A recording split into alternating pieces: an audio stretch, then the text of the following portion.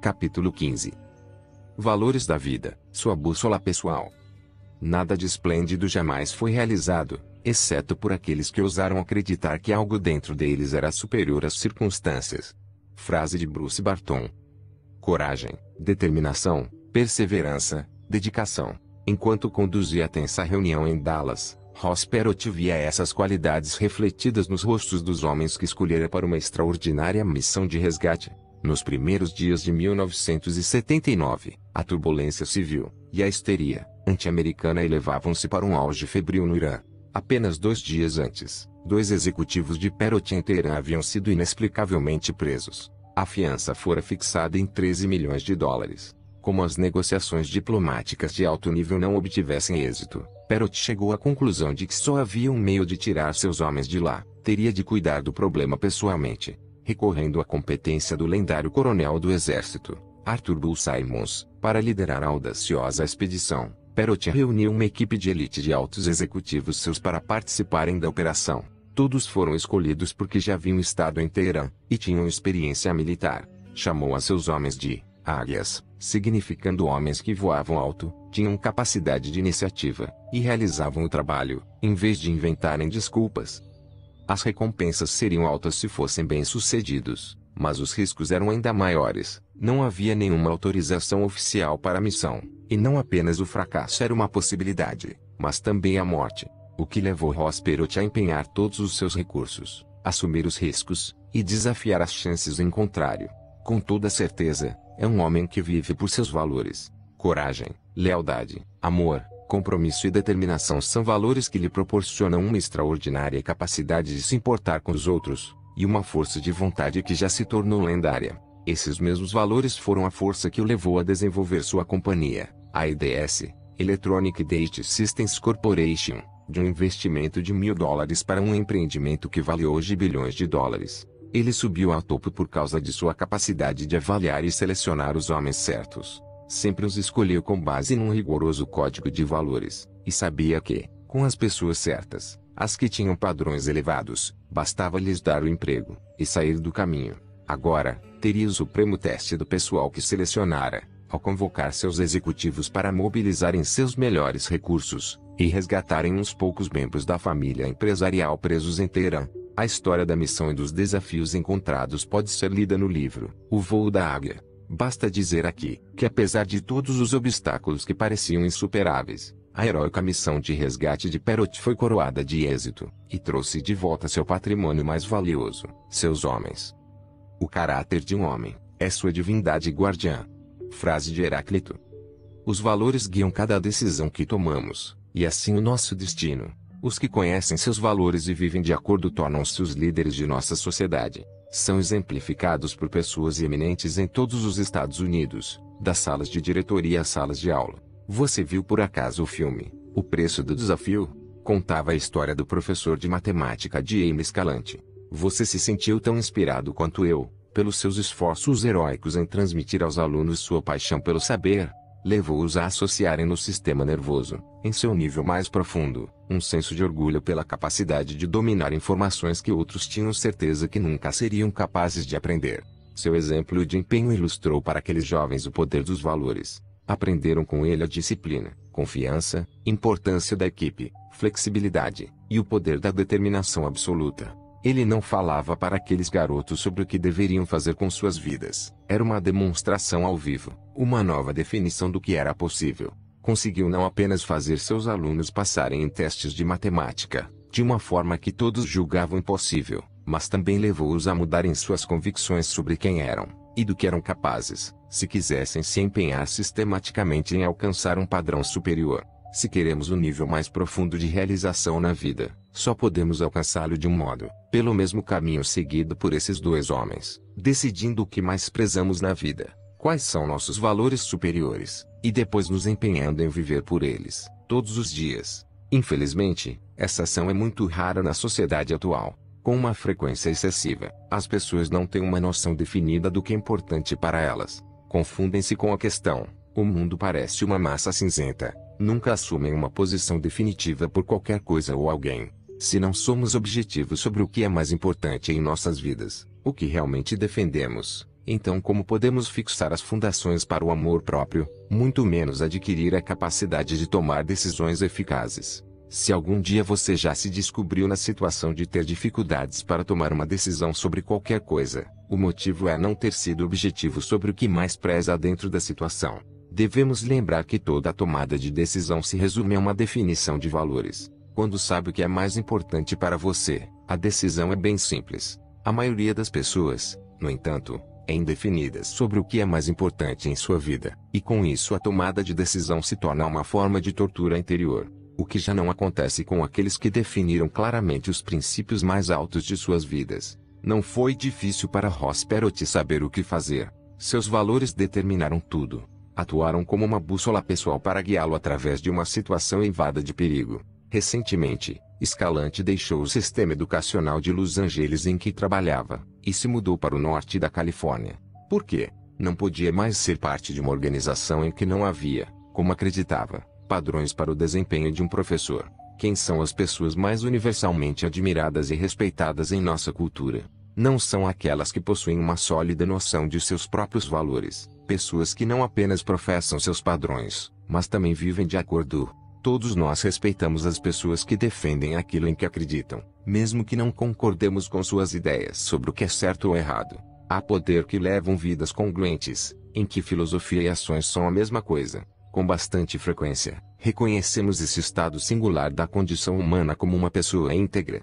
Em termos culturais, essas pessoas surgem sob muitas formas, dos John Waynes e Ross Perots, aos Bob Hopes e Jerry Lewis, aos Martin Teens e Ralph Naders, aos Norman Cousins e Walter Cronkite. O fato puro e simples é que aqueles que percebemos como coerentes em seus valores possuem uma tremenda capacidade de influência em nossa cultura. Incontáveis americanos se lembram dos noticiários noturnos com Walter Cronkite. Ele esteve conosco em todos os dias mais importantes da vida do país, durante tragédias e triunfos, quando John F. Kennedy foi assassinado, e quando Neil Armstrong se tornou o primeiro homem a pisar na Lua. Walter era parte da família de cada um. Os americanos confiavam nele, implicitamente. No início da Guerra do Vietnã, ele relatou-a da maneira normal, com uma visão objetiva do envolvimento americano. Depois de visitar o Vietnã, no entanto, sua visão mudou, e seus valores de integridade e honestidade exigiram que, certo ou errado, comunicasse sua desilusão. Independente de concordar ou não com ele, o impacto de suas palavras pode ter sido a gota d'água que levou muitos americanos a começarem a questionar a guerra pela primeira vez. Agora, não eram apenas alguns estudantes radicais que protestavam contra o Vietnã, mas o próprio Tio Walt. O conflito no Vietnã foi na verdade um conflito de valores dentro da cultura americana. A percepção das pessoas sobre o que era certo e errado, o que podia fazer uma diferença, foi a batalha travada nos Estados Unidos, enquanto os soldados derramavam seu sangue, arriscavam a vida, alguns sem saberem porquê. Uma incoerência de valores entre os líderes americanos tem sido uma das grandes fontes de dor em nossa cultura. O Watergate, sem dúvida, feriu a fundo muitos americanos. Contudo, ao longo de tudo isso, o país continuou a crescer e se expandir, porque há pessoas que sempre se destacam para demonstrar o que é possível, e nos estimular um padrão mais alto, quer seja Bob Geldof focalizando a atenção do mundo para a fome na África, ou Ed Roberts mobilizando as forças políticas necessárias para mudar a qualidade de vida dos fisicamente desafiados. Cada vez que um valor nasce, a existência assume um novo significado. Cada vez que um valor morre, uma parte desse significado desaparece. Frase de Joseph Woodcraft. Precisamos compreender que a direção de nossas vidas é controlada pela pressão magnética de nossos valores. São a força à nossa frente, sistematicamente nos levando a tomar decisões que criam o rumo e supremo destino de nossas vidas. Isso é verdade não apenas para nós, indivíduos, mas também para empresas, organizações, e a nação da qual somos parte. Não resta a menor dúvida de que os valores dos fundadores dos Estados Unidos moldaram o destino da nação. Os valores da liberdade, direito de opção, igualdade, um senso de comunidade, trabalho firme, individualidade, desafio, competição, prosperidade e respeito pelos que têm força para superar a adversidade sempre definiram a experiência da vida americana, e por conseguinte nosso destino comum. Esses valores fizeram com que os Estados Unidos se tornassem um país em permanente expansão, que inova e oferece uma visão de possibilidade para os povos do mundo inteiro. Um conjunto de valores nacionais e culturais teriam moldado o país de uma forma diferente? Pode apostar que sim. E se o valor considerado mais importante por nossos antepassados fosse a estabilidade, ou o conformismo? Como isso mudaria a face dos Estados Unidos? Na China, por exemplo, um dos valores mais altos da cultura é o valor do grupo versus o do indivíduo. A ideia de que as necessidades do indivíduo devem se subordinar às necessidades do grupo. Como isso moldou a vida chinesa diferente da vida americana? O fato é que, dentro dos Estados Unidos, há constante mudanças ocorrendo nos valores da cultura como um todo. Embora haja determinados valores básicos, eventos emocionais significativos podem criar mudanças nos indivíduos, e em decorrência nas empresas, organizações, e países que eles constituem. As mudanças na Europa Oriental são obviamente as mais profundas alterações de valores que já ocorreram na comunidade internacional em nossas vidas. O que acontece com países e indivíduos, também ocorre com empresas. A IBM é um exemplo de uma empresa cujos rumo e destino foram fixados por seu fundador, Tom Watson. Como ele definiu com clareza o que a companhia representava, o que seria mais importante para todas as pessoas experimentarem, independente dos produtos, serviços ou circunstâncias financeiras que surgiriam no futuro. Orientou a Big Blue para ser uma das maiores e mais bem-sucedidas empresas do mundo. O que podemos aprender com tudo isso? Em nossa vida pessoal e profissional, assim como na frente global, devemos ser objetivos sobre o que é mais importante em nossa vida, e decidir que viveremos por esses valores, não importa o que aconteça. Essa coerência deve ocorrer independente de haver ou não recompensas do ambiente por vivermos de acordo com os nossos padrões. Devemos viver por nossos princípios mesmo em meio às tempestades, mesmo quando ninguém nos concede o apoio de que precisamos. O único meio de ter a felicidade a longo prazo é viver por nossos ideais mais altos, agir sistematicamente em consonância com o que acreditamos ser fundamental em nossa vida. Mas não poderemos fazer isso se não soubermos claramente quais são os nossos valores. Essa é a maior tragédia na vida da maioria das pessoas. Muitas pessoas sabem o que querem ter, mas não fazem ideia do que querem ser. Conseguir coisas apenas não vai satisfazê-lo. Só viver e fazer o que você acredita ser a coisa certa é que lhe proporcionará o senso de força interior que todos merecemos. Lembre-se de que seus valores, quaisquer que sejam, são a bússola que o guiam para seu supremo destino. Estão criando o caminho de sua vida ao orientá-lo a tomar determinadas decisões e efetuar determinadas ações sistematicamente. Não usar a sua bússola interior de forma inteligente resulta em frustração, desapontamento, falta de realização, e o sentimento incômodo de que a vida poderia ser mais, se ao menos, de algum modo, alguma coisa fosse diferente. Por outro lado, há um incrível poder em viver por seus valores, um senso de certeza, uma paz interior, uma total harmonia, que poucas pessoas jamais experimentam. Se você conhece seus verdadeiros valores, prepare-se para a dor. O único meio pelo qual podemos nos sentir felizes e realizados, a longo prazo, é viver de acordo com os nossos verdadeiros valores. Se isso não acontecer, é certo que vamos experimentar uma dor intensa, com uma frequência excessiva. As pessoas desenvolvem padrões de comportamento habituais que as frustram e têm o potencial de destruí-las: fumar, beber, comer demais, consumir drogas, tentar controlar ou dominar os outros, assistir televisão por horas a fio, e assim por diante. Qual é o verdadeiro problema? Esses comportamentos são na verdade o resultado de frustração, raiva e o vazio que as pessoas sentem, porque não há um senso de realização em suas vidas. Tentam se distrair desses sentimentos de vazio, preenchendo a lacuna com o comportamento que produz uma rápida e temporária mudança de estado. Esse comportamento acaba se tornando um padrão, e as pessoas muitas vezes focalizam apenas a mudança do comportamento, sem cuidarem da causa. Não tem apenas um problema de bebida, por exemplo, tem um problema de valores. Só bebem para tentar mudar seu estado emocional, porque não gostam da maneira como se sentem. Não sabem o que é o mais importante para elas em suas vidas. O consolo é que experimentamos, sempre que vivemos por nossos padrões mais elevados, sempre que atendemos a nossos valores, uma imensa alegria. Não precisamos de comida ou bebida em excesso.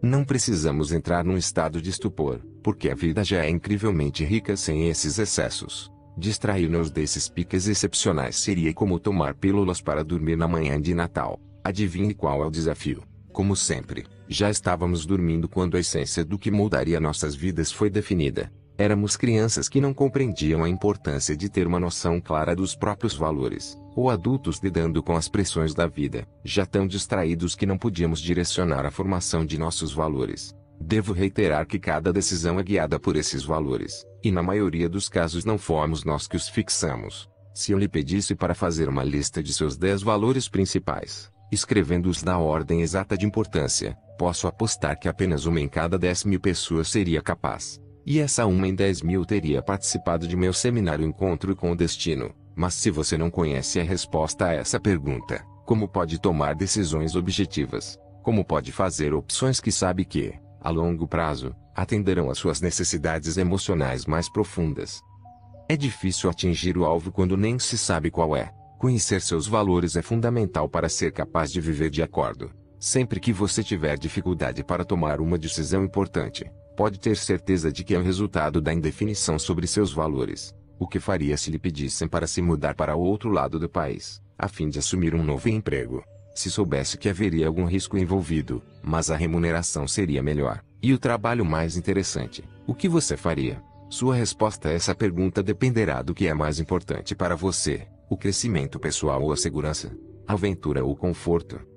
Por falar nisso, o que determina se você preza a aventura mais do que o conforto? Seus valores derivam de uma mistura de experiências, de condicionamento ao longo da vida, através da punição e recompensa. Seus pais lhe davam os parabéns e apoio quando fazia coisas que condiziam com os valores deles, e quando entrava em conflito com esses valores, era punido em termos físicos ou verbais, ou através da dor de ser ignorado. Seus professores também encorajavam e aplaudiam quando fazia coisas com que concordavam, e aplicavam formas similares de punição quando você violava suas posições mais arraigadas. Esse ciclo foi perpetuado por seus amigos e empregadores. Você copiou os valores de seus heróis, e talvez também alguns de anti-heróis.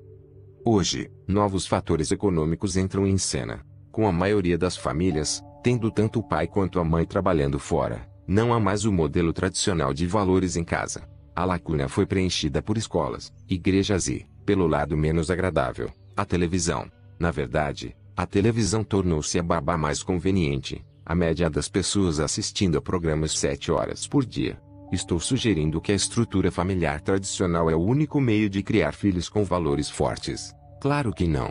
Minha sugestão é que ensinemos aos filhos nossa filosofia de vida, sendo modelos vigorosos, conhecendo nossos valores, e vivendo de acordo. O que são valores? Prezar alguma coisa significa atribuir-lhe importância. Qualquer coisa que você muito preza pode ser considerada um valor. Neste capítulo, estou me referindo especificamente aos valores da vida, as coisas que são mais importantes para você. Há 2 tipos desses valores, os fins e os meios. Se eu lhe perguntar quais são as coisas a que dá mais valor, você pode responder amor, família, dinheiro. Desses, o amor é o valor final que está procurando, em outras palavras, o estado emocional que deseja. Por outro lado, família e dinheiro são apenas valores que servem como meios. Em outras palavras, servem para você acionar os estados emocionais que realmente deseja. Se eu perguntar, o que a família lhe dá?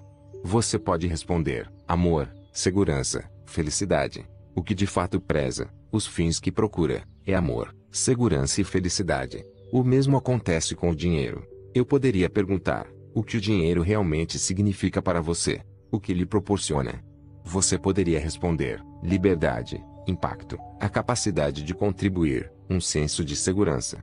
Como pode perceber, o dinheiro é apenas um meio para alcançar um conjunto de valores muito mais profundos, um conjunto de emoções que deseja experimentar numa base sistemática, ao longo de sua vida. O desafio na vida é que a maioria das pessoas não compreende muito bem a diferença entre valores meios e valores fins, e com isso experimenta muita dor. As pessoas tanto se empenham na busca dos valores meios que não alcançam seu verdadeiro desejo, os valores fins. Os valores fins são aqueles que o tornam realizado, fazem sua vida rica e compensadora. Um dos maiores desafios, a meu ver, é o fato das pessoas fixarem objetivos sem saberem o que realmente prezam na vida, e assim acabam indagando, ao alcançarem seus objetivos. Isso é tudo? Por exemplo, digamos que os valores mais altos de uma mulher são a preocupação com os outros e a contribuição. Resolve tornar-se uma advogada, porque conheceu um advogado que muito a impressionou, por ser capaz de fazer uma diferença, ajudando as pessoas através de seu trabalho. O tempo vai passando, e ela fica absorvida no turbilhão do exercício da advocacia, querendo se tornar sócio da firma. Enquanto se empenha para conquistar essa posição, seu trabalho assume um foco inteiramente diferente. Passa a controlar e dirigir a firma. Torna-se uma das mulheres mais bem-sucedidas que conhece, mas sente-se infeliz, porque não tem mais contato com os clientes. Sua posição criou um relacionamento diferente com os outros advogados, e passa a maior parte do tempo em reuniões, determinando protocolos e procedimentos. Ela alcançou seu objetivo, mas não realizou o desejo de sua vida. Alguma vez você já caiu nessa armadilha de procurar os meios como se fossem o fim que desejava? Para encontrar a felicidade, devemos conhecer a diferença, e buscar sempre o fim. Valores atraentes. Embora seja absolutamente verdadeiro que somos sempre motivados a avançar para os estados emocionais agradáveis, também é verdade que prezamos algumas emoções mais do que outras. Por exemplo, quais são os estados emocionais que você mais aprecia na vida? Quais são as emoções que acha que lhe proporcionarão mais prazer, amor, ou sucesso, liberdade, ou intimidade, aventura, ou segurança? Eu chamo esses estados agradáveis que mais prezamos de valores atraentes, porque são os estados emocionais que tentaremos alcançar com mais empenho. Quais são alguns dos sentimentos mais importantes para você experimentar em sua vida, numa base sistemática? Quando essa pergunta é apresentada em seminários, os participantes invariavelmente respondem com palavras como amor, sucesso, liberdade, intimidade, segurança, aventura, poder, paixão, conforto, saúde. É mais do que provável que você preza todas essas emoções, e que todos são importantes para sentir, mas não seria justo dizer que não preza todas igualmente. É evidente que há alguns estados emocionais pelos quais você se empenhará mais do que por outros. Na verdade, todos nós temos uma hierarquia de valores. Cada pessoa que examinar essa lista vai considerar alguns estados emocionais mais importantes do que outros. Algumas pessoas prezam o conforto acima da paixão, ou a liberdade acima da segurança, ou a intimidade acima do sucesso. Faça uma pausa neste momento, e determine quais os valores que mais preza nessa lista. O meio de fazer isso é simplesmente o de reescrever a lista em sua ordem de importância, 1 sendo o estado emocional que você considera mais importante, e o 10 sendo o menos importante. Por favor, faça pausa agora, e preencha as linhas em branco na sua ordem de importância. Preocupe-se mais com seu caráter do que com sua reputação, porque seu caráter é o que você realmente é, enquanto a reputação é apenas o que os outros pensam que você é. Frase de John Wooden. O que você aprendeu ao elaborar sua lista? Se eu estivesse sentado ao seu lado, provavelmente poderia lhe oferecer algum retorno de qualidade. Por exemplo, saberia muita coisa a seu respeito se o valor número 1 fosse a liberdade, seguido por paixão, aventura e poder. Sei que tomará decisões diferentes de pessoas que têm como valores principais a segurança, conforto, intimidade e saúde. Acha que uma pessoa cujo valor principal é aventura, toma decisões da mesma maneira que alguém que preza a segurança acima de tudo? Acha que essas pessoas guiariam o mesmo tipo de carro, partiriam em férias da mesma maneira, procurariam a mesma profissão? De jeito nenhum. Lembre-se de que seus valores, quaisquer que sejam, afetam a direção de sua vida. Todos aprendemos através da experiência de vida, que determinadas emoções nos proporcionam mais prazer do que outras. Por exemplo, algumas pessoas aprenderam que o meio de ter as emoções mais agradáveis na vida é possuir um senso de controle, e por isso o buscam com um vigor inacreditável. Torna-se o foco dominante de todas as suas ações, determina com quem terão relacionamentos, e como viverão.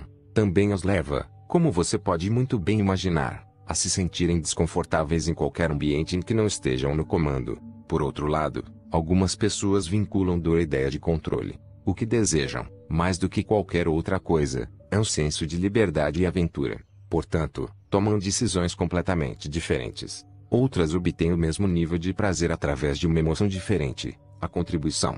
Esse valor leva a pessoa a indagar sempre: o que posso dar? Como posso fazer uma diferença? Isso, com toda certeza, as enviaria num rumo diferente de alguém que tem o controle como valor mais alto. A partir do momento em que você sabe quais são os seus valores, pode compreender claramente por que segue nas mesmas direções de forma sistemática. Além disso, ao constatar a hierarquia de seus valores, você pode perceber por que às vezes tem dificuldade para tomar decisões, ou por que pode haver conflitos em sua vida. Por exemplo, Se o valor número 1 de uma pessoa é a liberdade, e o número 2 é a intimidade, esses dois valores incompatíveis se encontram tão próximos que haverá desafios frequentes. Lembro de um homem que aconselhei uma ocasião. Ele sentia essa constante pressão de um lado para outro. Procurava pela autonomia, mas quando alcançava, sentia-se solitário, e ansiava pela intimidade. Depois, ao buscar intimidade, ficava com receio de perder a liberdade, e por isso sabotava o relacionamento.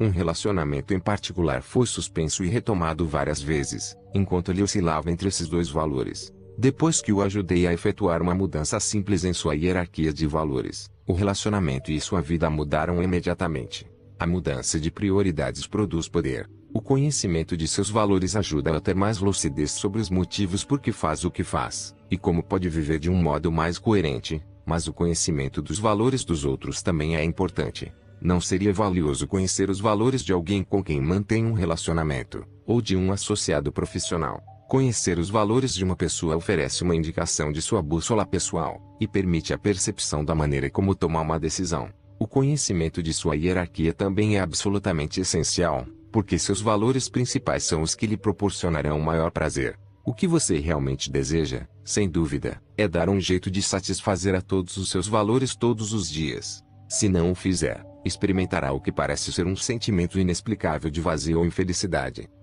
Minha filha, Julie, leva uma vida excepcionalmente rica, em que seus valores mais altos são quase sempre atendidos. É também uma maravilhosa atriz, dançarina e cantora. Aos 16 anos, participou de uma audição para se apresentar na Disneylândia. Sabia que isso preencheria seu valor de realização. Se conseguisse, por mais incrível que possa parecer, superou outras 700 moças, e conquistou um papel no desfile da luz elétrica, no famoso parque de diversões. No início, Jolie ficou extasiada.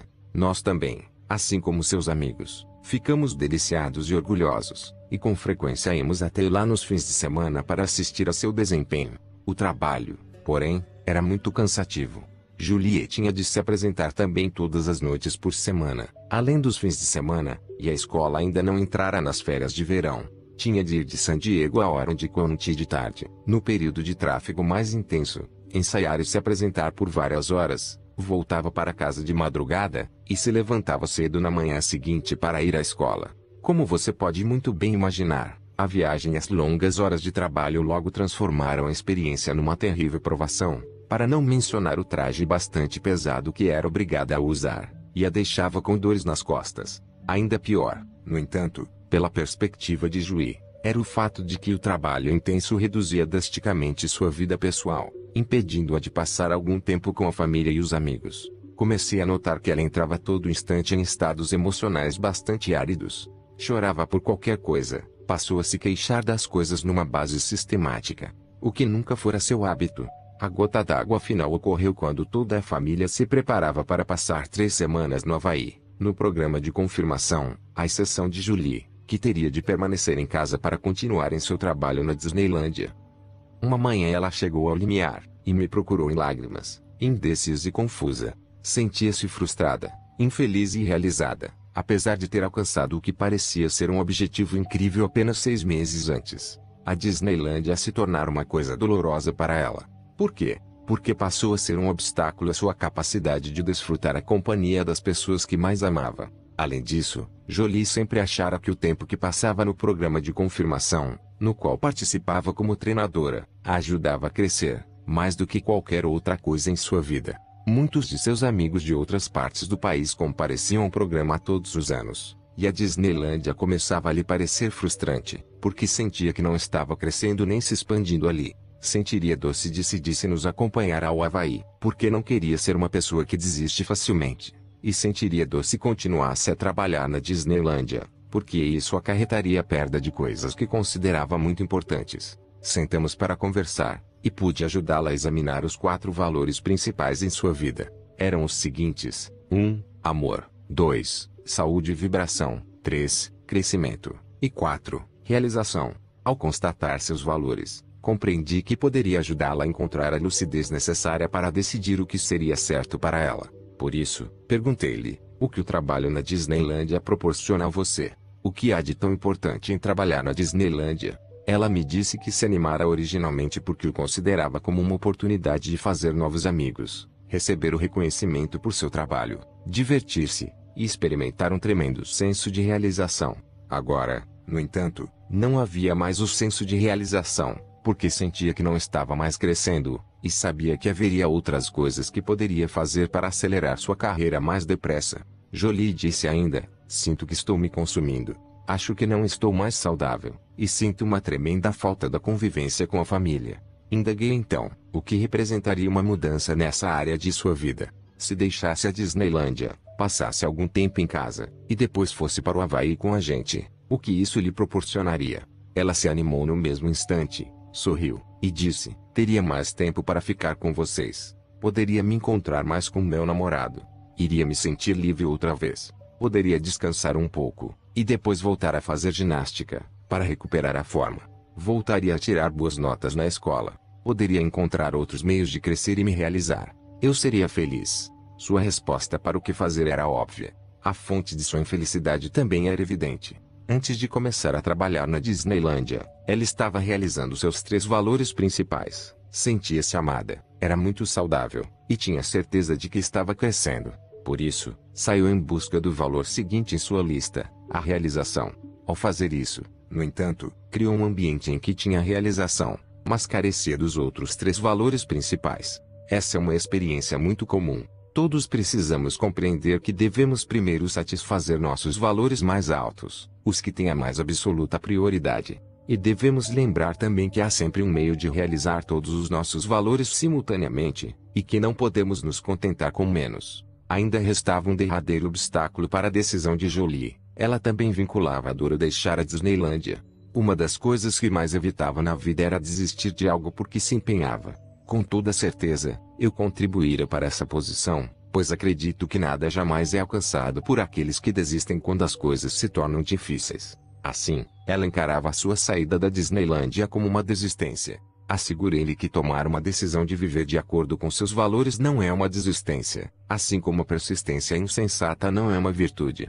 Eu seria a primeira pessoa a insistir para que ela continuasse, se achasse que estava desistindo só porque o trabalho era árduo demais. Mas não era o caso, e ofereci-lhe a oportunidade de converter a transição num presente para outra pessoa, dizendo: Jolie, pode imaginar como você se sentiria se fosse a segunda colocada, e de repente a vencedora resolvesse se afastar, dando-lhe uma chance de entrar no desfile. Por que não dá esse presente a alguém?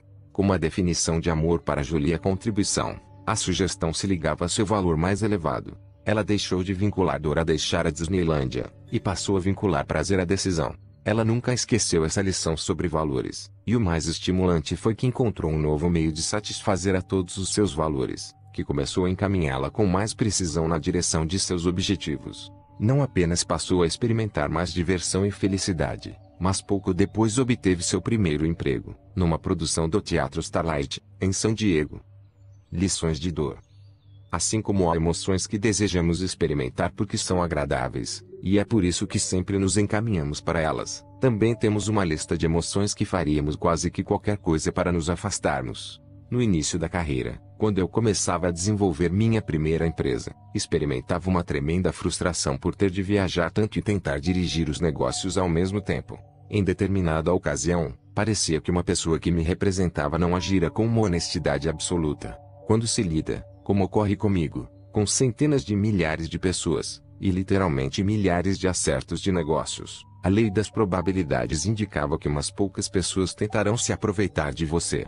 Infelizmente, são essas que tendem a se destacar em nossa mente, em vez das centenas ou mesmo milhares que superam em muito as nossas melhores expectativas. Em decorrência dessa situação tão dolorosa, procurei um novo executivo, um homem que eu achasse que poderia dirigir minha companhia da melhor forma possível. Armado com meu novo instrumento, a capacidade de conhecer os valores de alguém, perguntei a cada um dos candidatos: qual é a coisa mais importante para você em sua vida?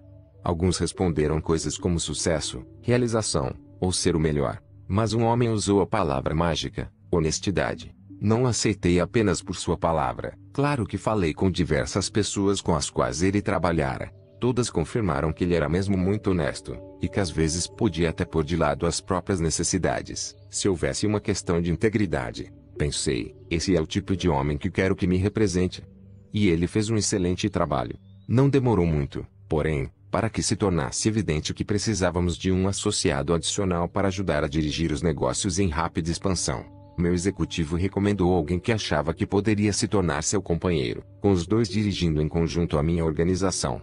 Isso me pareceu sensacional. Conheci esse homem, a quem chamarei de Sr. Smith. Tenho trocado nomes para proteger pessoas não tão inocentes, e ele fez uma apresentação espetacular, demonstrando para mim como poderia utilizar todas as habilidades que desenvolver ao longo dos anos para levar minha companhia ao nível seguinte. Poderia liberar meu tempo, o que me permitiria promover seminários ainda maiores, e causar impacto em mais pessoas, sem ter de viver em viagem. Na ocasião, eu passava quase 150 dias por ano longe de casa, conduzindo meus seminários. Além de todo o resto, ele não queria ser remunerado até produzir resultados. Parecia quase bom demais para ser verdade. O Sr. Smith e meu honesto executivo dirigiriam a companhia. 1 ano e meio depois, despertei para descobrir que era mesmo bom demais para ser verdade. É verdade que meus seminários haviam se tornado maiores, mas agora eu passava quase 270 dias por ano viajando. Minha eficácia e impacto haviam aumentado. Ajudava mais pessoas do que em qualquer outra ocasião anterior, mas subitamente fui informado de que devia $758 mil, depois de ter dado mais do que jamais tivera em toda a minha vida. Como era possível? Bem, a administração é tudo, tanto nas empresas como em nossas vidas. E era evidente que eu não tinha os administradores certos. Pior ainda, o Sr. Smith, ao longo daqueles 18 meses, se apropriara de mais de $250 milhão de nossos cofres. Tinha uma casa nova, um carro novo. E eu presumira que comprara tudo graças às suas outras atividades profissionais. Puxa, foi uma surpresa e tanto.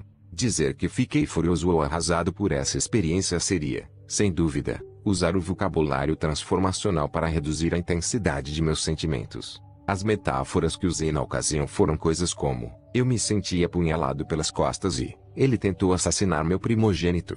O que acha disso como intensidade emocional? Contudo, o que mais me deixou perplexo foi o fato de meu executivo honesto ter testemunhado tudo aquilo, sem me alertar para o que estava acontecendo, pois ele sabia de tudo o que ocorria. Foi nessa ocasião que comecei a compreender que as pessoas não apenas procuram o prazer, mas também se afastam da dor.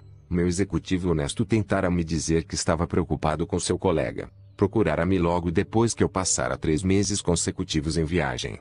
No meu primeiro dia em casa, visitara-me para dizer que tinha dúvidas sobre a integridade do Sr. Smith. Fiquei preocupado no mesmo instante, e perguntei por quê. Ele respondeu: quando nos mudamos para o novo escritório, ele fez questão de ficar com a sala maior. Era algo tão mesquinho que fiquei irritado, e disse, antes de interromper abruptamente a reunião: foi você quem o indicou para o cargo. Portanto, cuide dele pessoalmente. Eu deveria ter compreendido naquele dia que causava dor a esse homem quando ele tentava me transmitir uma informação. Em meu estado de exaustão e estresse, não fui capaz de avaliar o significado mais profundo do que vinha acontecendo. Como se isso já não fosse bastante ruim, meu executivo honesto tornou a me procurar para dar um retorno similar. Declarei que ele não estava sendo totalmente honesto ao falar comigo. Em vez de conversar com o Sr. Smith, fui até a sala do outro diretor, e comuniquei. Ele me disse isso e aquilo a seu respeito. Vocês dois resolvam isso. Pode imaginar a dor que ele obteve do Sr. Smith? Recordando a experiência agora, posso compreender claramente porque ele não me contou toda a verdade. Dizer a verdade, que indicar alguém que desviara mais de $250 milhão da companhia, parecia-lhe, a curto prazo, ser mais doloroso do que simplesmente adiar, e tentar encontrar algum outro meio de lidar com o problema mais tarde. Na verdade, ao recordar todas as dificuldades que sempre tive com esse executivo, invariavelmente se reduziam a ocasiões em que ele não fazia as coisas que precisava fazer apenas porque queria evitar o sentimento de confrontação. Essa era a dor suprema para ele. Embora a honestidade fosse importante, evitar a confrontação era ainda mais importante. Por isso, nada me comunicou, e racionalizou que estava sendo honesto, porque eu nunca lhe perguntei se o Sr. Smith desviava dinheiro da empresa. Se eu tivesse indagado, ele responderia, por mais furioso que a situação me deixasse, e por mais dolorosa em termos financeiros e emocionais, proporcionou-me uma das mais valiosas lições de minha vida, porque me ofereceu uma das peças finais no quebra-cabeça para a compreensão do comportamento humano. Compreender essas duas forças gêmeas de dor e prazer ajudou-me não apenas a exercer uma influência positiva sobre mim mesmo e minha família, mas também sobre pessoas no mundo inteiro, com maior precisão. Valores repelentes. Devemos lembrar, portanto, que em qualquer momento em que tomamos uma decisão sobre o que fazemos, o cérebro primeiro avalia se essa ação pode levar estados de prazer ou dor. O cérebro está sempre pesando as alternativas, a fim de determinar o impacto, baseado em sua hierarquia de valores. Se, por exemplo, eu lhe pedisse para saltar de paraquedas em queda livre, e a emoção número 1 que você tenta evitar a qualquer custo é o senso de medo, então é óbvio que você não fará essa ação, não é mesmo? Se, no entanto, o valor número 1 que você quer evitar a qualquer custo é um sentimento de rejeição, e acha que eu posso rejeitá-lo se não me atender, você pode tomar a decisão de pular do avião, apesar do seu medo. Os níveis relativos de dor que associamos a certas emoções afetarão todas as nossas decisões. Quais são algumas das emoções que você acha mais importante evitar, numa base sistemática? Muitas vezes, quando faço essa pergunta às pessoas nos seminários, a lista apresentada é mais ou menos a seguinte: rejeição, raiva, frustração, solidão, depressão, fracasso, humilhação, culpa. Seria justo dizer que todas essas emoções são estados que você gostaria de evitar ter de sentir? Claro, porque são dolorosos. Não seria verdade dizer também que pode querer evitar todas essas emoções, mas algumas são mais dolorosas para você do que outras. Que você possui também uma hierarquia de valores repelentes. Que valor na lista anterior seria o que mais evitaria ter de sentir? Rejeição, depressão, humilhação? A resposta a essa pergunta determinará seu comportamento praticamente em qualquer ambiente. Faça uma pausa antes de continuar. Escreva sua lista nas linhas em branco, começando pelos estados que mais tentará evitar, ao menos. Espero que possamos fazer uma universidade de que nosso time de futebol americano se orgulhe. Universidade de Oklahoma. O que lhe diz um exame de sua lista? Se, por exemplo, você põe no topo da lista que a emoção que mais deseja evitar é a humilhação, pode perceber como evita sistematicamente ingressar em situações em que poderia ser julgado com mais rigor. Se a solidão é a emoção que deseja evitar acima de tudo, isso pode levá-lo a se tornar uma pessoa protetora, projetando-se para os outros, e tentando ser generoso numa base irregular, a fim de que queiram sua companhia, e se encontre sempre cercado por muitos amigos agradecidos. A fonte de autossabotagem, conflitos de valores. Agora, vamos examinar a dinâmica criada por sua hierarquia de valores. Se você selecionou o sucesso, por exemplo, como seu primeiro valor atraente, e a rejeição como principal valor repelente, percebe alguns possíveis desafios que essa hierarquia pode criar em sua vida. Posso lhe garantir que uma pessoa que tente alcançar o prazer do sucesso sem jamais experimentar a dor da rejeição nunca terá êxito a longo prazo. Na verdade, essa pessoa vai sabotar a si mesma, antes de ser bem-sucedida em grande escala. Como posso fazer tal alegação?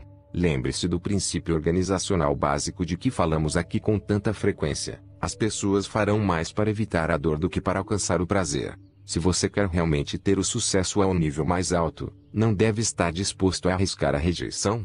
Não deve estar disposto a experimentá-la? Não é verdade que mesmo que você seja honesto e sincero, e dê tudo aos outros todos os dias, ainda assim há pessoas que interpretam de forma errada suas ações, e o julgam sem jamais tê-lo conhecido pessoalmente? Quer você seja um escritor, um cantor, um orador, quer um executivo, o potencial de rejeição sempre existe. Como o cérebro sabe que para ter sucesso é preciso correr o risco de rejeição, e já concluiu que os sentimentos de rejeição são os níveis supremos de dor, tomará a decisão de que o prazer do sucesso não vale o preço, e o levará a sabotar seu comportamento, antes mesmo que alcance a posição. Muitas vezes encontro pessoas que dão gigantescos passos para frente, apenas para recuar misteriosamente no último instante. Ou dirão ou farão coisas que sabotam o próprio sucesso pessoal, emocional ou físico que procuram. Invariavelmente, o motivo é um conflito de valores. Parte do cérebro está dizendo vá atrás, enquanto outra parte diz que se você o fizer, vai sofrer muita dor. Assim, tais pessoas dão 2 passos para frente, e 1 para trás. Durante a campanha eleitoral de 1988, eu costumava chamar esse princípio de síndrome Gilry-Hart. Era um homem de bem que parecia sinceramente preocupado com as pessoas e a sociedade, mas cujos conflitos de valores estavam expostos para todos verem. Gary Hart não era um homem horrível. Era apenas alguém que tinha valores num tremendo conflito. Foi criado numa igreja que o ensinara que cometia um pecado se sequer dançasse. Ao mesmo tempo, foi exposto a modelos de vida como Warren Beatty. É evidente que esses desejos conflitantes desempenharam um papel importante em sua derrotada política. Você acha que uma pessoa tão inteligente quanto Gary Hart, diria aos repórteres, se vocês têm dúvidas a meu respeito, podem me seguir, e saía dali para visitar a amante. É claro que isso era a maneira que seu cérebro tinha de livrar-se da dor de estar numa posição em que tinha de jogar pelas regras dos outros. Pode chamar isso de psicologia popular, se quiser, mas não faz sentido que você seja atraído em duas direções diferentes. Não será capaz de servir a ambos os amos. Algo tem de ceder. Faremos qualquer coisa que for necessária, consciente ou inconscientemente, para não experimentar nossos níveis mais intensos de dor. Todos já conhecemos pessoas públicas que experimentaram a dor de conflitos de valores, mas, em vez de passarmos julgamento, precisamos compreender que cada um de nós também tem seus conflitos de valores. Por quê? Repito mais uma vez, apenas porque nunca fomos nós que determinamos o sistema. Permitimos que o ambiente nos moldasse, mas podemos começar a mudar isso agora. Como? Basta dar 2 passos. O passo 1 é adquirir a noção de seus valores atuais, a fim de compreender por que você faz o que faz. Quais são os estados emocionais para os quais é atraído, e quais são os estados de que se sente repelido. Ao analisar suas listas lado a lado, você será capaz de ter uma compreensão da força que está criando o seu presente e futuro. Passo 2. Você pode então tomar decisões conscientes sobre que valores deseja viver, a fim de moldar a qualidade de vida e o destino que realmente deseja e merece. Como descobrir seus atuais valores? Vamos começar. Você já fez suas listas de valores, em ordem hierárquica, baseadas nas que eu apresentei. O que precisa fazer agora é começar de novo, fazendo suas próprias listas. Tudo o que tem de fazer para descobrir seus valores é responder a uma pergunta simples: o que é mais importante para mim na vida? Pense bem antes de responder. É paz de espírito? Impacto? Amor? Agora, ponha seus valores em ordem, do mais ao menos importante. Tire um momento para fazer isso agora. Ei, pause o vídeo e faça o exercício. O que é mais importante na vida para mim? Quando criei a minha primeira lista de valores atraentes, foi isto o que escrevi, na ordem em que me ocorreu. Ao analisar minha lista, compreendi por que fazia o que fazia. Era um indivíduo intenso, por todas as descrições, tinha um temperamento explosivo. Considerava isso como minha paixão, meu amor pela família e amigos, assim como o desejo de partilhar em seminários, eram evidentes. Minha vontade era libertar as pessoas, e achava que se libertasse os que se encontravam ao meu redor, e lhes desse uma contribuição, haveria de sentir que era capaz de fazer qualquer coisa. Eu cresceria e me realizaria, teria diversão, seria saudável e criativo. O conhecimento de minha lista de valores ajudou-me a persistir no caminho, de uma forma coerente com o que era mais importante para mim. Durante anos, experimentei o maior senso de congruência em minha vida. Mas logo eu faria outra definição que transformaria a qualidade de minha vida para sempre. Minha antiga lista de valores atraentes: paixão, amor, liberdade, contribuição, ser capaz, crescimento, realização, felicidade, diversão, saúde, criatividade. Mude seus valores, e mude sua vida. Depois de minha experiência com o infame Sr. Smith, fui a Fiji para escapar de tudo. Precisava recuperar o equilíbrio emocional, e adquirir alguma perspectiva e objetividade sobre a situação. Mais importante ainda, precisava decidir o que faria, e como promoveria uma reviravolta. Na primeira noite, antes de dormir, fiz a mim mesmo uma pergunta muito importante. Em vez de, por que tudo isso me aconteceu?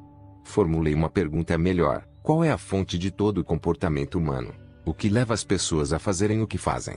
Quando acordei, às 8 horas da manhã seguinte, senti um turbilhão de ideias aflorando em minha cabeça. Peguei minha agenda, e comecei a escrever sem parar, sentado na cabana principal. As pessoas entraram e saíram durante o dia inteiro, e continuei a escrever, das 8 da manhã às 6:30 da tarde. Meu braço estava doído, os dedos dormentes. Não estava apenas pensando calmamente e escrevendo, as ideias literalmente explodiam dentro de mim.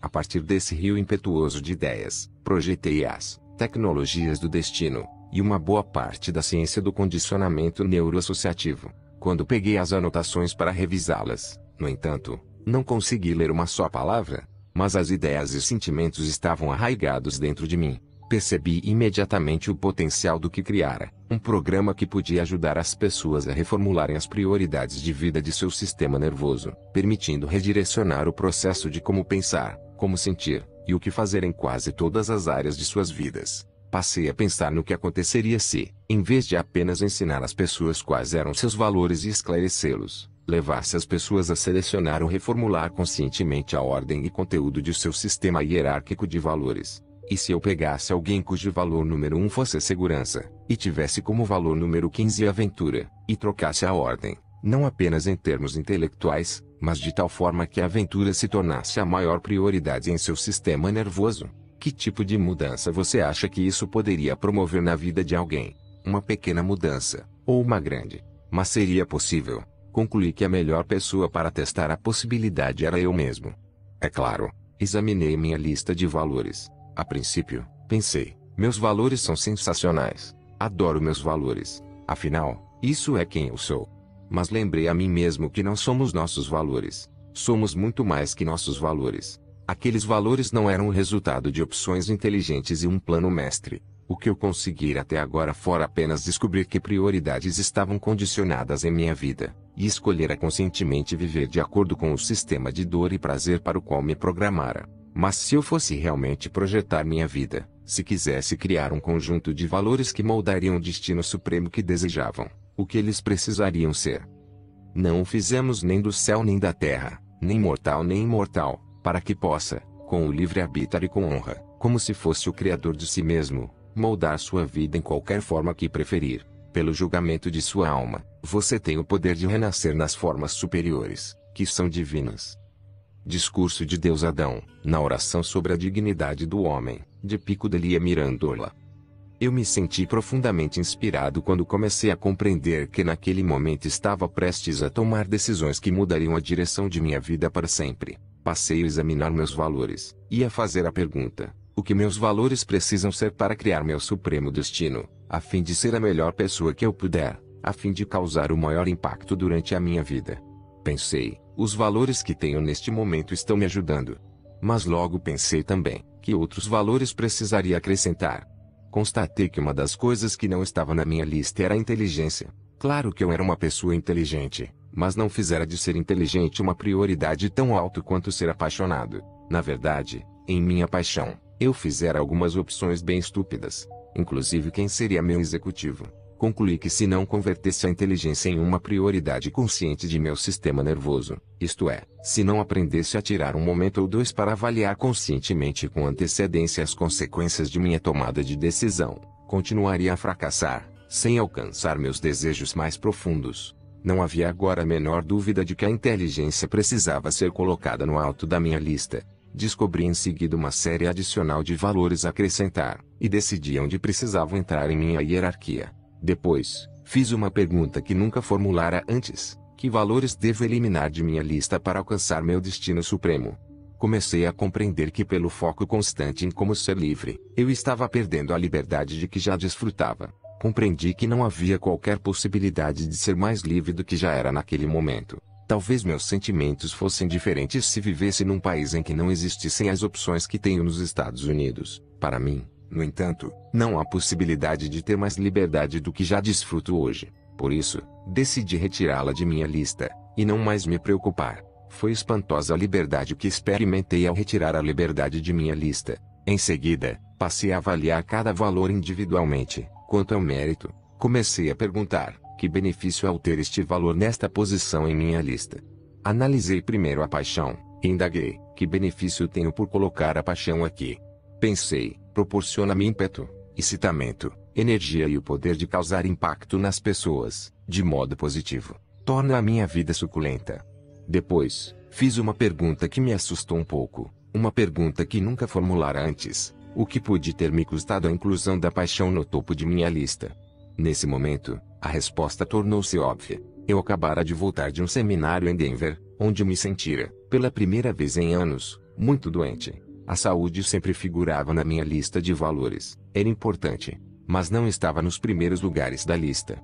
Diga-se de passagem que você sempre considera importante qualquer coisa que tem na sua lista de valores, porque há centenas de coisas que poderiam estar incluídas, e não estão. Mas minha ideia de saúde era comer direito, não fazia exercícios, e não descansava o suficiente. Finalmente, meu corpo começava a ceder, sob a minha constante demanda de energia limitada. Lembrei-me que naquele dia, quando senti que não tinha saúde, exigi o máximo de mim, e realizei o seminário assim mesmo. Mas não me sentia apaixonado, não me sentia amando, não sentia que podia causar algum impacto. Comecei a compreender que ter a paixão como o valor mais alto na minha lista me levaria a me consumir, com potencial de custar o próprio destino que eu procurava. Acabei formulando a última pergunta: em que ordem meus valores precisam estar para que eu alcance meu destino supremo? Não, o que é importante para mim, mas sim, o que eles precisam ser. Ao iniciar esse processo, minha lista começou a evoluir, a se tornar a seguinte: minha nova lista de valores atraentes: saúde, vitalidade, amor, ternura, inteligência, alegria, honestidade, paixão, gratidão, diversão, felicidade, fazer uma diferença, aprender, crescer, realizar, ser o melhor, investir, contribuição, criatividade. Essas mudanças podem parecer sutis para você, mas foram profundas no impacto emocional que me causaram.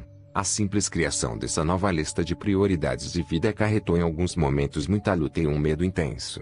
É bem provável que o mais difícil tenha sido a mudança da ordem entre realização e felicidade. Se você está lembrado, em minha lista anterior eu tinha de sentir paixão, amor, liberdade, contribuição, ser capaz, crescimento e realização, com ser feliz numa prioridade baixa. Comecei a pensar: o que aconteceria se eu tornasse a felicidade uma prioridade? O que aconteceria se eu a tornasse uma prioridade maior do que a realização?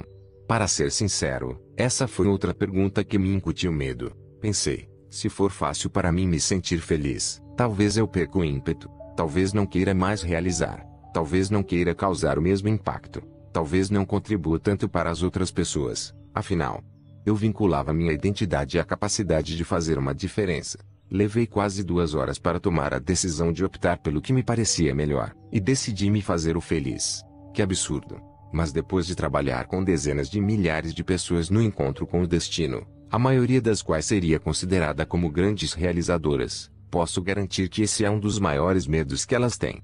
Geralmente receiam perder seu poder ou ímpeto se antes se sentirem felizes. Estou aqui para lhe dizer que o que aconteceu em minha vida foi que, em vez de realizar para ser feliz, comecei a ser feliz por realizar, e a diferença na qualidade de minha vida é tão profunda que não dá para descrever em palavras. Não perdi o ímpeto, muito ao contrário, passei a me sentir tão bem que queria fazer ainda mais. Quando minha lista ficou completa, experimentei uma emoção que não podia sequer lembrar de ter sentido antes, um senso de calma. Havia um senso de certeza que não conhecera antes, porque agora eu sabia que cada parte de mim seria atraída na direção certa dos meus sonhos. Não mantinha mais um cabo de guerra comigo mesmo.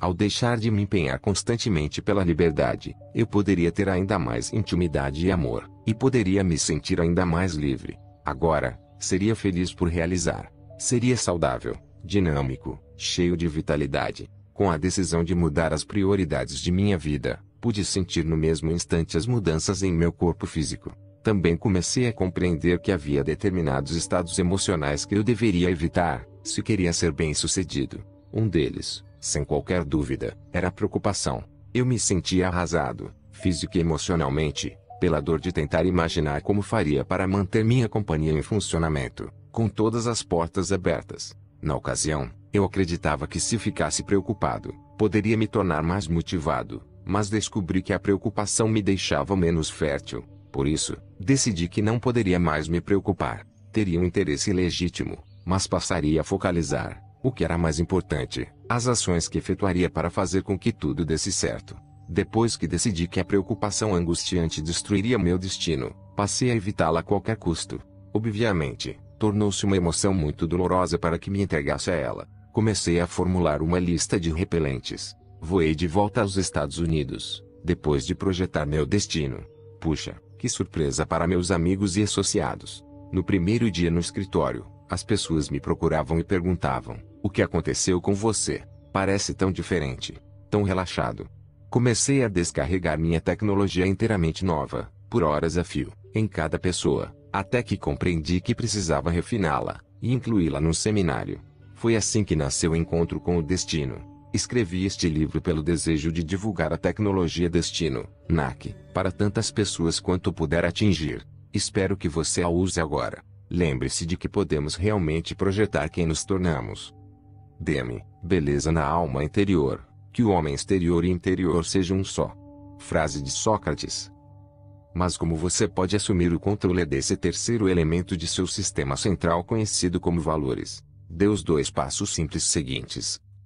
Passo 1. Descubra quais são os seus valores atuais, e classifique-os na ordem de importância. Isso lhe proporcionará uma percepção sobre o que mais quer experimentar, seus valores atraentes, e o que mais quer evitar em sua vida, seus valores repelentes. Passará a ter uma compreensão de por que faz o que faz. Também lhe oferecerá uma oportunidade, se quiser, de experimentar sistematicamente mais prazer em sua vida, pela compreensão do sistema dor-prazer que já está embutido em você. Passo 2. Se está disposto a pegar o touro à unha, você tem uma oportunidade de redirecionar seu destino. Faça a si mesmo uma nova pergunta. Quais precisam ser meus valores para alcançar o destino que desejo e mereço? Faça uma lista. Ponha-os na ordem. Verifique de que valores pode querer se livrar, e que valores pode acrescentar, a fim de criar a qualidade de vida que deseja. Você pode estar especulando, mas, afinal, qual é o meu destino? Se esbarrar nisso, volte ao capítulo 12. Nele, perguntei que tipo de pessoa você teria de ser para alcançar tudo o que deseja. A fim de ser essa pessoa, quais precisariam ser seus valores? Que valores você precisaria acrescentar ou eliminar? Por exemplo, como sua capacidade de lidar com o medo, frustração e rejeição seria afetada pela decisão de colocar a coragem no alto de sua lista de valores atraentes? Ou qual poderia ser o impacto de conceder uma alta prioridade à jovialidade? Poderia lhe permitir ter mais diversão na vida, talvez desfrutar todas as experiências à medida que surgirem, tornar-se mais chegado aos seus filhos, e ser para eles mais do que apenas um provedor? O que você realizou ao criar sua nova lista de valores não é apenas um aglomerado de palavras num pedaço de papel. A resposta é sim, se você não se condicionar a usá-los como sua nova bússola. Se o fizer, no entanto, eles se tornam a sólida fundação de cada decisão que você tomar. É difícil apresentar neste livro toda a gama de instrumentos de condicionamento que uso em seminários, mas deixe-me lembrá-lo do poder da alavanca. Muitas pessoas que participaram do encontro com o destino, afixam seus valores em posições proeminentes no trabalho, em casa, em qualquer lugar em que serão vistos por pessoas que os farão se aterem a esse padrão novo e superior. Portanto, use o mesmo tipo de alavanca para fortalecer seu compromisso com os novos valores. Na próxima vez em que se descobrir gritando com as crianças, talvez alguém que o ame possa se aproximar e dizer: lembre-se de que a compaixão é o valor número 1 em sua lista. Eu toco o futuro, eu ensino. Frase de autoria desconhecida. Observar as pessoas assumirem o controle de suas hierarquias de valores no encontro com o destino é tão compensador por causa do enorme contraste entre como eram na manhã de sexta-feira, e quem se tornaram na noite de domingo. À medida que as transformações ocorrem, surge a magia. Lembro de um homem que foi arrastado pela esposa para o programa, e não queria estar ali. Ao começarmos a conversar sobre valores e a possibilidade de efetuar mudanças nessa área, ele proclamou: não preciso mudar nenhum dos meus valores. Seu valor número 1, diga-se de passagem, era a liberdade. Ele resistia à ideia de ser forçado a mudar qualquer coisa em sua vida que não quisesse alterar. Tornou-se uma questão de controle, enquanto ele se recusava com firmeza a promover qualquer mudança. Acabei lhe dizendo: sei que você não precisa fazer qualquer mudança. Também sei que é livre. Assim, tenho certeza que é livre para acrescentar uns poucos valores. Que valores poderiam ser úteis para você acrescentar, a fim de aumentar a qualidade de sua vida, e talvez mesmo causar impacto em seu destino supremo? Depois de pensar por um momento, ele respondeu: talvez flexibilidade pudesse ser um bom valor a acrescentar. A audiência aplaudiu. Isso é ótimo, declarei. Em que lugar de sua lista poria a flexibilidade? Começamos de baixo e fomos subindo, e acabou sendo o valor número 4 em sua lista. No momento em que o homem decidiu que esse era mesmo o lugar certo para seu novo valor, outro participante, um quiroprático, que estava sentado logo atrás dele, indagou: vocês viram isso? Era tão evidente que várias outras pessoas na sala também haviam notado. A fisiologia do homem começara a mudar literalmente diante de nossos olhos. À medida que ele absorvia a flexibilidade em seu sistema de valores, toda a sua postura pareceu relaxar, tornar-se mais descontraída. Ele sentou na cadeira de uma maneira diferente, e parecia respirar com muito mais liberdade. Até mesmo a expressão mudou, os músculos do rosto liberando a tensão. Com a flexibilidade como uma nova prioridade, o sistema nervoso obviamente receberá a mensagem. Há outros valores que você gostaria de acrescentar à sua lista? Indaguei em seguida. O homem pensou por um momento. Talvez. Perdão. Havia um tom de indagação em sua voz. O grupo desatou a rir. Ali estavam que começara eriçado em hostilidade e tensão, e agora completaram uma volta de 180 graus. Enquanto ele calculava como incluir o perdão em sua hierarquia de valores, foi maravilhoso observar as mudanças adicionais que ocorreram em sua postura, respiração, músculos faciais e gestos. Durante o resto do fim de semana, as pessoas continuaram espantadas com as drásticas mudanças promovidas por dois simples acréscimos aos seus valores. Ele falava com mais suavidade na voz, o rosto parecia se abrir com mais expressão, e se relacionava com as pessoas de uma forma como nunca acontecera antes. Agora, 3 anos mais tarde, a liberdade nem mesmo consta de sua lista, e sua intimidade com a esposa se expandiu a um ponto extraordinário. Somos aquilo que fazemos repetidamente. Frase de Aristóteles. A vida sempre encontra um meio de testar o compromisso que temos com nossos valores. Meu teste ocorreu quando embarcava num avião. E lá estava o ilustre Sr. Smith. Sentia raiva e hostilidade aflorarem, com uma intensidade como não experimentara durante 2 anos, basicamente porque não o vira. Ele entrou apressado no avião, e foi sentar lá no fundo. Ao me instalar em meu lugar, sabendo que ele se encontrava por trás de mim, as perguntas surgiam em disparada na minha cabeça. O que eu deveria fazer? Deveria confrontá-lo? Deveria apenas me aproximar, parar na sua frente, e fitá-lo sem falar nada, até que ele se contorcesse em aflição? Não me orgulho dessas perguntas, mas como a honestidade é um dos meus valores mais altos, não posso deixar de relatar o que realmente pensei. Logo, no entanto, os valores guiaram minhas ações. Por quê? Abri minha agenda para anotar alguma coisa, e deparei com minhas hierarquias de valores, colocadas bem na frente. Lá no alto estava escrito que o mais importante na vida para mim é ser amoroso e afetuoso, ser inteligente. 1. Ser alegre, ser honesto, ser apaixonado, ser agradecido, divertir-me, fazer uma diferença. Como você pode muito bem imaginar, meu estado mudou de uma forma radical. É óbvio que meu padrão fora rompido. Um lembrete de quem sou de fato me contemplava, e tornou-se evidente o que fazer. Quando o avião pousou, procurei-o com sinceridade e cordialidade. Disse-lhe que não apreciava nem aprovava seu comportamento passado, mas decidira que não manteria um nível de intenso ressentimento contra ele, e até lhe desejava tudo de bom. Minha última lembrança do Sr. Smith é de seu rosto aturdido, enquanto eu virava as costas e me afastava. Puxa, que emoção! Mesmo num ambiente de tensão, eu fizera o que acreditava que era certo. Nada na vida pode se comparar à realização de saber que você fez o que acredita ser a coisa certa. Dê a si mesmo o presente de assumir o comando dessa força que molda seu destino. Não deixe de fazer os exercícios que podem definir as prioridades de sua vida. É possível ter valores e sentir que não se está vivendo de acordo. Você pode ter um grande sistema de valores, que lhe proporciona à sua vida uma direção magnífica, mas ainda se sentir infeliz, a menos que compreenda o poder das